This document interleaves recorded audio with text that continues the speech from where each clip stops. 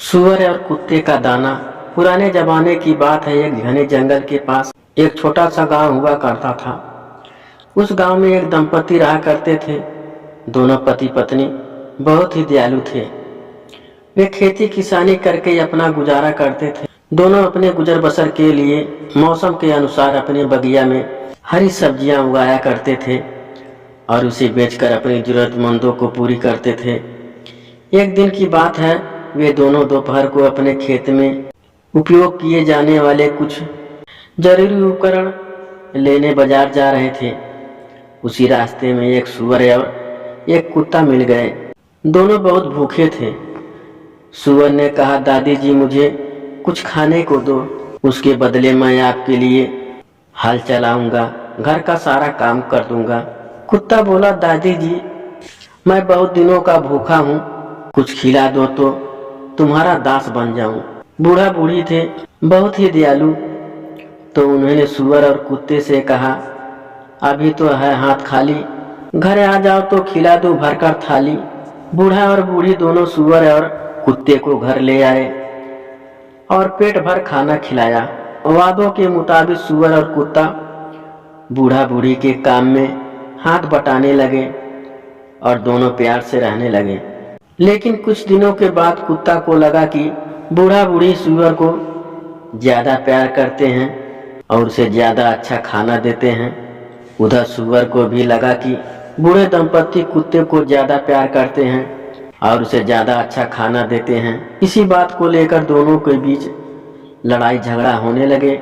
सूअर और कुत्ते की इस तरह रोज की लड़ाई झगड़े को सुनकर एक दिन बूढ़ा बोला, होता है रोज झगड़ा तुम दोनों के बीच, तंग आ गए हम लोग।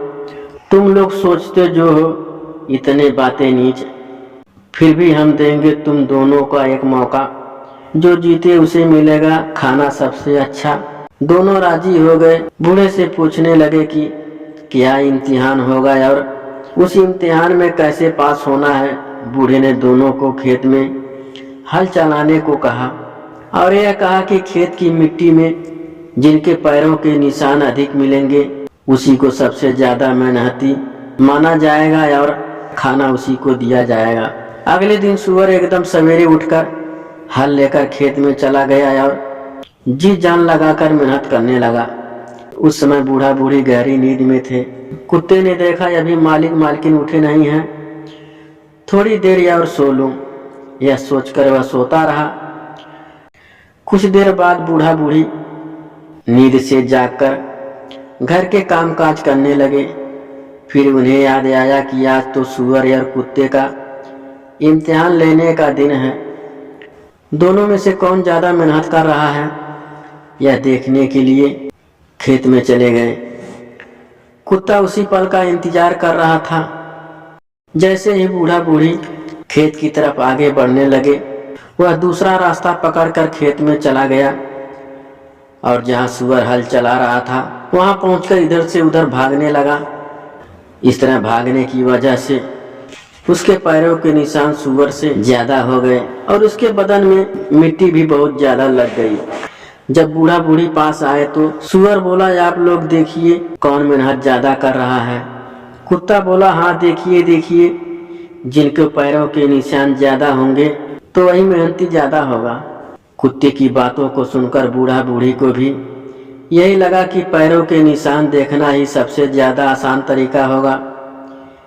जिसके पैरों के निशान ज्यादा मिलेंगे उसी को विजयी घोषित कर दिया जाएगा और अच्छा खाना मिलेगा। जब बूढ़े दंपति ने देखा कि खेत में चारों तरफ कुत्ते के पैर के निशान हैं और उसके बदन में सूअर से ज्यादा मिट्टी लगी हुई है, तो फैसला यही किया कि कुत्ता ज्यादा मेहनती है और उसको अच्छा खाना मिलने का हक है।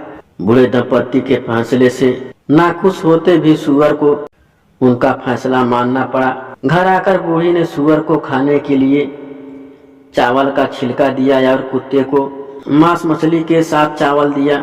उस दिन से सूअर का खाना चावल का छिलका या भूसा है और कुत्ते का खाना लोगों का जूठा चावल मांस मछली है।